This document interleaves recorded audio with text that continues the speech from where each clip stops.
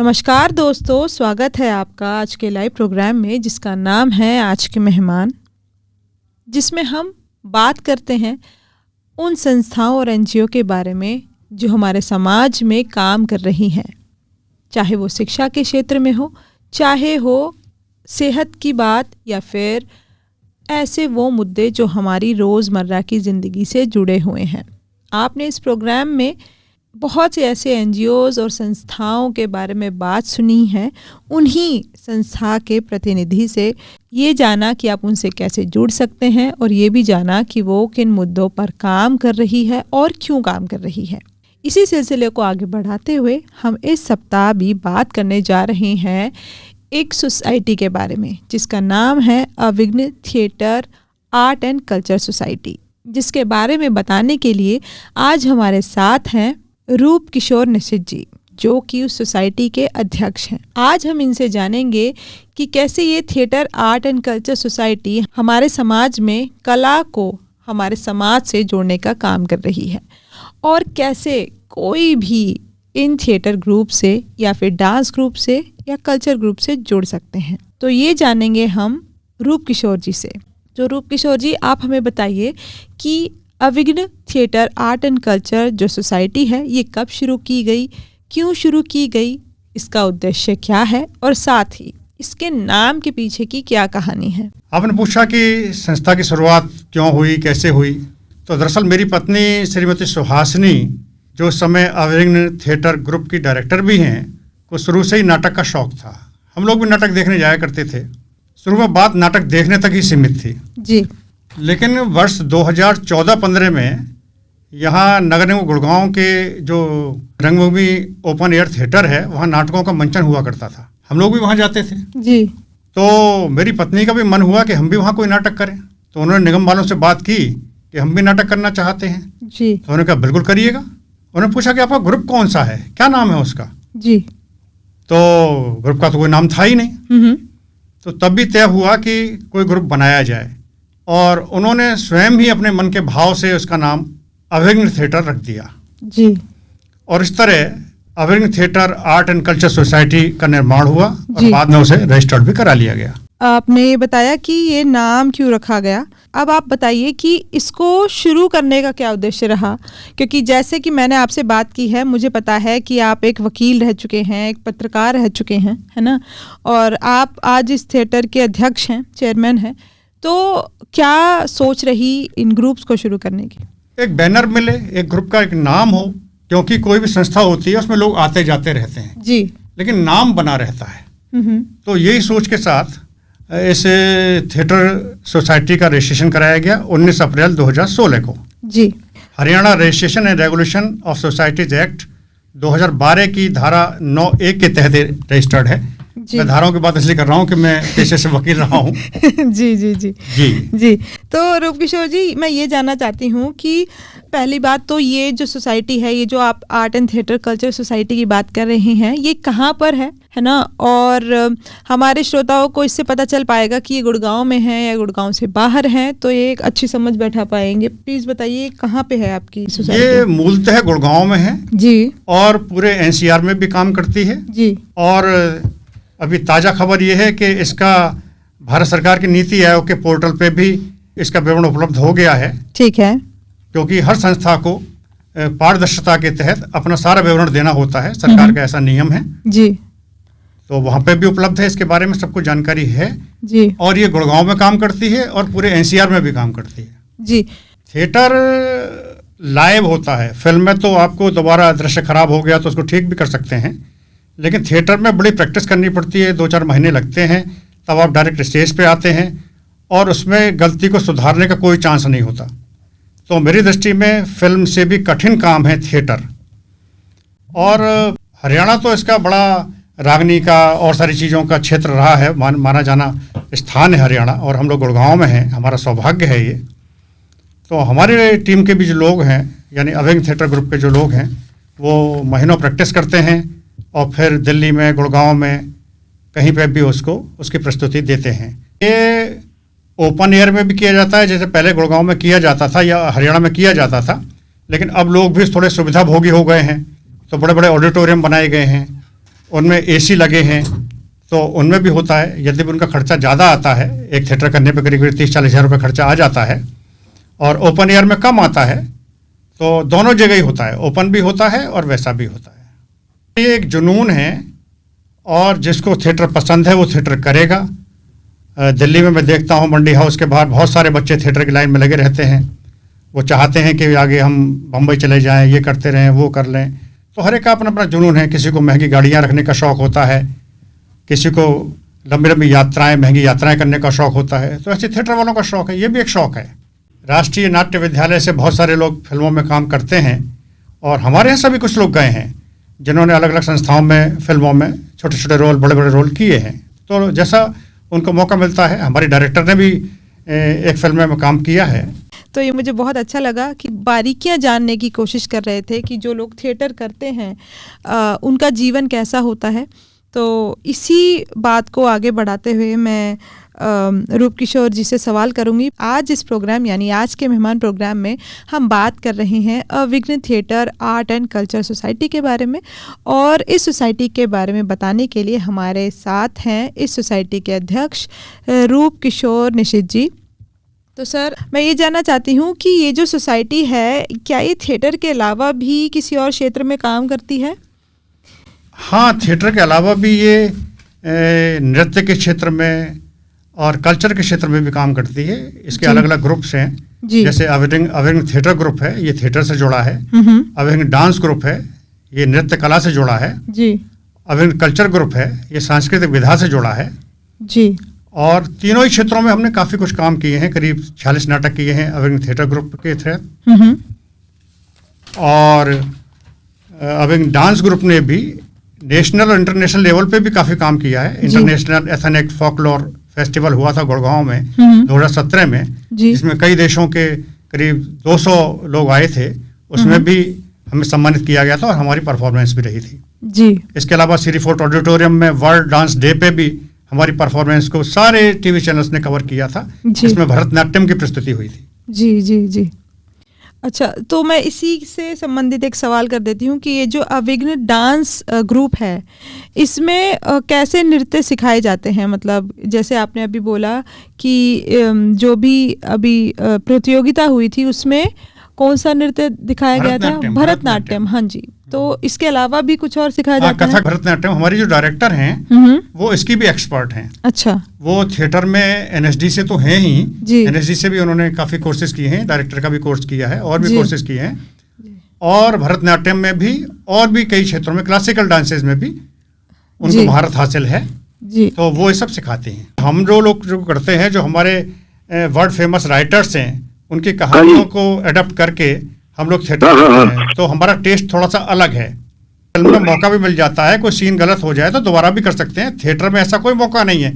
Theatre में तो आप 3 महीने 4 महीने प्रैक्टिस करिए और स्टेज पे एक बार आ गए तो आपको परफॉर्म करना ही है। गलती सुधारने का कोई चांस नहीं है आपके पास। बिल्कुल लाइव मामला है, बिल्कुल सीधे सीधे।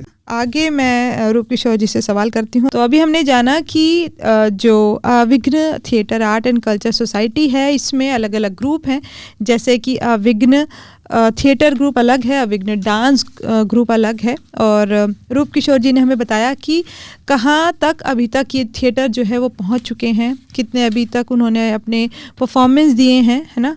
अब हम ये जानते हैं कि इन थिएटर को जुड़ने की क्या प्रक्रिया है। तो रूप किशोर जी, हमें ये बताइए कि जैसे आपने बताया कि ये जो सोसाइटी है थिएटर की और आर्ट की, तो अगर किसी को इसका भाग बनना है, यानी कि कोई सीखना चाहता है, जैसे कोई अविघ्न थिएटर ग्रुप में जुड़ना चाहते हैं या कोई अविघ्न कल्चर ग्रुप में जुड़ना चाहते हैं या फिर डांस ग्रुप में जुड़ना चाहते हैं, तो उसकी क्या प्रक्रिया है? मतलब उन्हें एडमिशन लेना है, क्या क्या डॉक्यूमेंट्स देने हैं? दरअसल ये वर्किंग लोगों का ग्रुप है जी। हर थिएटर ग्रुप अलग अलग एक प्रोस्पेक्टस को लेके चलता है। तो ये वर्किंग लोगों के लिए बनाया गया है, जो लोग जॉब में रहते हैं। मतलब तीनों ग्रुप? हाँ, आमतौर पर जो थिएटर ग्रुप है वो थिएटर ग्रुप की बात कर रहे हैं आप, ठीक है। वो कभी थिएटर करना चाहते थे, नहीं कर पाए, फिर मन किया कि कहाँ जुड़ें। उनको ये भी पता नहीं कि गुड़गांव में कितने दिन जॉब करना है, उनका ट्रांसफर हो जाएगा। तो उन्हीं को दृष्टि में रख के हमने थिएटर ग्रुप बनाया है जी, जिसमें सिर्फ वर्किंग लोग ही लिए जाते हैं, यानी कि जो काम कर रहे हैं, जो कामकाजी हैं जी। और कामकाजी होना चाहिए, पढ़ाई लिखाई में कम से कम ग्रेजुएट होना चाहिए, हिंदी अंग्रेजी की अच्छी जानकारी होनी चाहिए, और वो गुड़गांव का निवासी हो। निवासी मतलब सामान्यतः निवास करता हो। उसकी वजह ये है कि हम वर्किंग डेज में यानी मंडे टू फ्राइडे शाम को 6:30 से 8:30 तक प्रैक्टिस करते हैं इसकी, और यहीं से होगा तो उनको आने जाने में आसानी रहेगी। बाहर के व्यक्ति ये कर नहीं पाएंगे, इसलिए हम गुड़गांव के रहने वालों को वरीयता देते हैं। अच्छा। बाकी हम 5 दिन काम करते हैं, शनिवार रविवार उनकी भी छुट्टी, हमारी भी छुट्टी। अच्छा। क्योंकि इसकी डायरेक्टर भी वर्किंग है, सारे लोग वर्किंग हैं। अच्छा, सब वर्किंग हैं। तो आपने अभी कहा कि मूलतः यहाँ के रहने वाले होने चाहिए। हाँ, यहाँ सामान्यतः निवास करते हो। रहने वाले तो गुड़गांव में सब जगह के लोग रहते हैं। हाँ हाँ, ठीक है। तो यहाँ कोई 20 किलोमीटर दूर रहेगा तो कैसे आएगा और कैसे कर पाएगा प्रैक्टिस? जी बिल्कुल। तो ये वो शर्तें हैं श्रोताओं, जो आप अगर ये थिएटर ग्रुप ज्वाइन करना चाहते हैं उससे पहले आपको देखनी पड़ेंगी।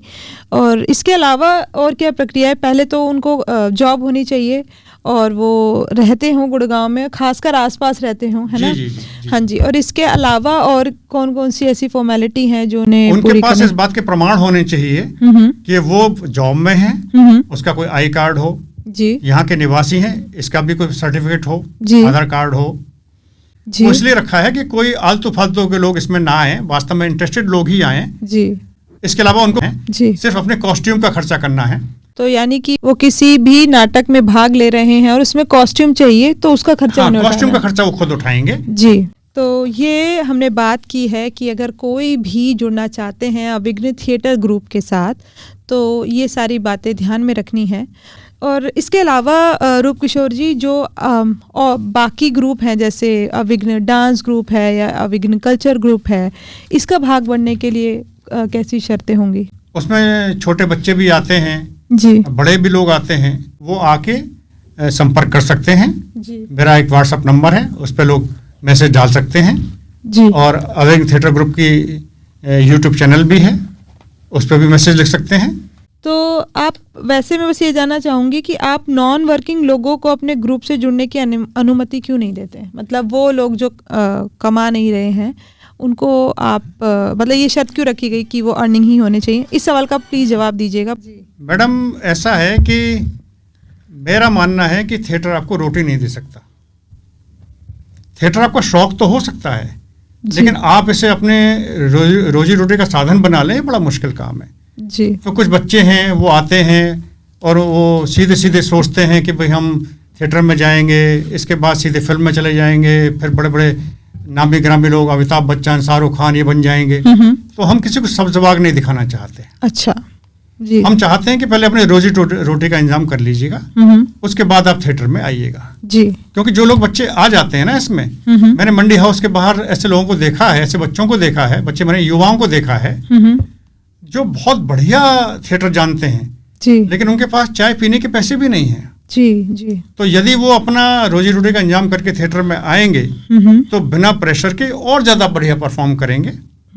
इसलिए हमने ये शर्त लगाई है कि भाई पहले अपने रोजी रोटी का इंतजाम करिएगा, इसके बाद जैसे हम शौक के तौर पर थिएटर करते हैं आप भी करिएगा, और उसके आगे आप जाना चाहें वहाँ जा सकते हैं जी। तो दोस्तों, जैसे कि रूप किशोर जी बता रहे हैं कि उनकी ये जो शर्त है कि आप जो भी इस थिएटर ग्रुप से जुड़ना चाहें कि आप एक अर्निंग पर्सन हो, यानी कि आप कमा रहे हों। इससे उनका कहने का यही मकसद है कि ये जो प्रोसेस होता है एक अभिनेता बनने का, वो किसी को नहीं पता कितना लंबा हो सकता है। तो एक इसी सोच के साथ कि जो पैसों की कमी है वो इस तरह हावी ना हो जाए कि वो आपके अभिनय में भी दिखने लग जाए, तो उनका मानना है कि किसी भी इंसान को पहले फाइनेंशियली यानी कि पैसों की जो बेसिक नीड है, मतलब जितनी आपको चाहिए वो अगर आती रहे तो आप वो चीज़ें जो आप करना चाहते हो बहुत खुल के कर पाते हो, है ना? तो मेरे ख्याल से यही इसी सोच के साथ उन्होंने ये शर्त रखी है ताकि जो भी थिएटर को करे वो मन से कर पाएँ, उन पे ये कुछ बर्डन ना रहे कि ये करने के बाद शायद उनको इसी के माध्यम से कुछ कमाने का मौका मिल जाएगा, है ना? तो वो निराशा ना साथ रहे, वो एक हताश ना हो जाएं इस सोच के साथ। तो शायद उनकी यही सोच रही है। तो हमारे यहाँ सबका स्वागत है, वो लंबाई चौड़ाई ऊंचाई नीचाई स्त्री पुरुष इसका कोई मतलब नहीं है, बस उसको उसमें थिएटर करने का जज्बा होना चाहिए। हमारे यहाँ थिएटर में पूरा थिएटर सिखाया जाता है। थिएटर स्टेज पे भी होता है, स्टेज के पीछे भी लोग रहते हैं, बैक स्टेज भी होता है, साउंड भी, लाइट भी, ये सारी चीज़ें थिएटर में आती हैं। तो ये सारी चीज़ें सिखाई जाती हैं। काफ़ी खर्चा हो जाता है, तो ये आप कैसे पूरा इंतज़ाम कर पाते हैं? ऐसा है मैडम कि थिएटर भी एक शौक़ है जी। और लोग अपने शौक़ के लिए महंगी गाड़ियाँ खरीदते हैं, लंबी यात्राओं पर जाते हैं, महंगे कपड़े खरीदते हैं, वो सारा खर्चा खुद ही करते हैं जी। तो हम लोग भी थिएटर के लिए सारा खर्चा खुद ही करते हैं। हाँ, यदि कोई आदमी सहयोग राशि देना चाहे या ऑनरेरियम देना चाहे तो हमारी संस्था के अकाउंट में दे सकता है, उसकी हमारी कोई डिमांड नहीं है। जी जी। क्योंकि थिएटर हमने शुरू किया है, अपने लिए शुरू किया है, अपने शौक़ के लिए शुरू किया है, इसलिए सारे खर्चे भी हम ही उठाते हैं। ठीक है जी। और मैं अब ये आपके बारे में थोड़ा जानना चाहूँगी कि संस्था के अध्यक्ष होने के अलावा आपकी और क्या क्या भूमिकाएं हैं, और इसके अलावा जब आप Abhinav theatre and art culture society की बात करते हैं तो एक अध्यक्ष होने के मुताबिक, है ना, आप जब एक उस पोस्ट पे बैठे हुए हैं तो आपको किन किन चुनौतियों का सामना करना पड़ता है? मैडम, चुनौतियां तो कई तरह की आती हैं जी, और ऐसी भी आती हैं जिनकी उम्मीद आप नहीं करते हैं। जैसे अक्सर लोग फ़ोन करते हैं, मुझे मैसेज डालते हैं जी। जो बच्चे NSD में जाना चाहते हैं, यानी राष्ट्रीय नाट्य विद्यालय दिल्ली में, वो कहते हैं सर क्या हमें एक सर्टिफिकेट मिल जाएगा? मैंने पूछा काय बात का सर्टिफिकेट? बोले जी हमको 6 नाटक हम कर चुके हैं, इस तरह का एक सर्टिफिकेट दे दीजिए, क्योंकि वहाँ अनिवार्य है उसमें कोर्स में दाखिले के लिए। तो मैंने कहा हमसे जुड़िए, नाटक करिए, उसकी वीडियोस लगा दीजिए, 6 नाटक करिए, अपना दे दीजिए, तो यही सर्टिफिकेट हो गया। बिल्कुल। तो इस तरह का भी रहता है। और जाते जाते आपसे बस एक सवाल है कि अगर कोई भी इस थिएटर ग्रुप से जुड़ना चाहता हो या कोई जानकारी लेना चाहता हो तो क्या आपके इस सोसाइटी का कोई नंबर है या सोशल मीडिया अकाउंट है जिस पे जाके हमारे श्रोता या कोई भी जानकारी ले पाएँ या बात कर पाएँ? हाँ, मेरा स्वयं का नंबर है 9810435086। मैं दोबारा रिपीट कर दूं, 9810435086। रूप किशोर निशित मेरा नाम है। आप व्हाट्सएप पे मुझे मैसेज कर सकते हैं। शर्तें मैंने बता रखी हैं कि आप वर्किंग होने चाहिए, आप ग्रेजुएट होने चाहिए और आप गुड़गांव में सामान्यतः निवास करने वाले होने चाहिए। जी, तो ये शर्तें हैं। अगर आप इस ग्रुप का, यानी कि Abhinav theatre art and culture society के थिएटर ग्रुप का या फिर डांस ग्रुप का या फिर कल्चर ग्रुप का, खासकर थिएटर ग्रुप का हिस्सा बनना चाहते हैं तो ये आपको शर्तें हैं वो पूरी करनी पड़ेंगी, है ना। और जो भी आपको जानकारी चाहिए आप सीधा रूप किशोर जी से जुड़ सकते हैं। उन्होंने अपना नंबर दिया है, मैं एक बार दोहरा देती हूँ, या फिर आपको ये नंबर चाहिए तो आप गुड़गांव की आवाज़ पर कॉल करके भी ले सकते हैं। मैं नंबर बता देती हूँ रूप किशोर जी का, 9810435086, यानी कि 9810435086। ये नंबर आप गुड़गांव की आवाज़ पर कॉल करके भी ले सकते हैं। सर, जाते जाते बस आपके बारे में थोड़ा सा और हम जान लेते हैं कि मुझे जैसे पता चला कि आप पत्रकार रह चुके हैं, है ना, और उसके बाद एक थिएटर ग्रुप का अध्यक्ष बनना, ये सफ़र कैसा रहा और आपको क्या बदलाव लगा कि जब आप पत्रकार थे और अब आप थिएटर ग्रुप में हैं, है ना, तो आपके अंदर क्या वो बदलाव आया और क्या अच्छा लगा? पत्रकारिता में भी बहुत अच्छा था जी, बल्कि तब वैल्यूज़ बहुत ज़्यादा थी जी। अब तो पत्रकार जगत पहले से थोड़ा सा स्तर घटा है जी। और नाटक तो मुझे पसंद है ही। हाँ जी। बाकी कुल मिला के बहुत अच्छा है और मैं अपने जीवन से और नाटक की दुनिया से बहुत संतुष्ट हूँ। तो जाते जाते कुछ कहना चाहेंगे हमारे श्रोताओं को आप? ये गुड़गांव की आवाज़ बहुत अच्छा काम कर रही है जी। मुझे भी मौका दिया, मैं आपका आभारी हूँ। आगे भी आपसे मिलता रहूँगा जी। तो दोस्तों, ये थे हमारे साथ Roop Kishore Nishit ji, Abhinav theatre art and culture society से। तो आप सुनते रहिए गुड़गांव की आवाज़। बहुत बहुत शुक्रिया सर आपका आने के लिए, मैं धन्यवाद भी कर देती हूँ। आपका भी बहुत बहुत धन्यवाद मैडम, और गुड़गांव की आवाज़ का भी बहुत बहुत धन्यवाद। सभी श्रोताओं का भी बहुत बहुत धन्यवाद। जी, जो जुड़े हैं उनका भी धन्यवाद, जो नहीं जुड़े हैं, जो सुन रहे हैं उनका भी बहुत बहुत शुक्रिया। तो दोस्तों, आप सुनते रहिए गुड़गांव की आवाज़ 107.8 FM, आपकी आवाज़, आपका रेडियो। नमस्कार।